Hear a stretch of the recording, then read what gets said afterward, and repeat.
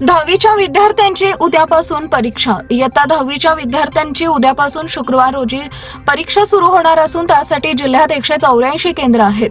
जिल्ह्यातील 76 केंद्रांवरील 2018 पासून गैरप्रकार आढळलेली केंद्र पर्यवेक्षकांची अदलाबदल केली जाणार आहे। पहिला पेपर प्रथम भाषा विषयाचा असून परीक्षार्थींनी पेपर सुरू होण्याच्या अर्धा तास अगोदर केंद्रावर उपस्थित राहणं आवश्यक आहे। सोलापूर जिल्ह्यातील 65,569 विद्यार्थी इयत्ता 10वीची परीक्षा देणार आहेत।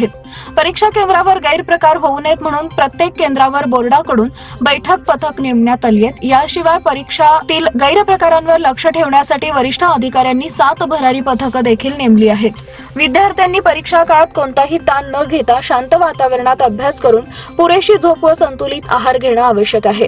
रात्री खूप उशिरापर्यंत जागरण न करता पहाटे 5:30 ते 8 या वेळेत केलेला अभ्यास फायद्याचा ठरतो असं वैद्यकीय तज्ञांचं मत आहे। सराव परीक्षांमध्ये जो अभ्यास पूर्ण झालेला नाही हे ओळखून विद्यार्थ्यांनी त्यावर भर द्यावा आणि सर्व उत्तरांची सोडवणूक होईल या दृष्टीने वेळेचं नियोजन करावं असं आवाहन मुख्याध्यापक संघांनी केले।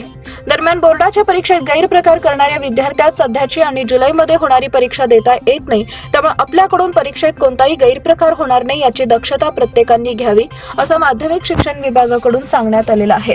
10वीच्या परीक्षेची स्थिती: एकूण परीक्षा केंद्र 184, एकूण विद्यार्थी 65,579, पर्यवेक्षक अदलाबदलीची केंद्र 76, प्रश्नपत्रिका वाटपापूर्वी उपस्थितीचे बंधन। पेपरची वेळ सकाळी 11 वाजता असेल तर विद्यार्थ्यांनी अर्धा तास अगोदर केंद्रावर उपस्थित राहणं आवश्यक आहे। अंगझडती घेऊन विद्यार्थ्यांना परीक्षा हॉलमध्ये सोडलं जातं। विषयाची प्रश्नपत्रिका परीक्षार्थीच्या हाती पडण्यापूर्वी सर्वांची उपस्थिती बंधनकारक आहे।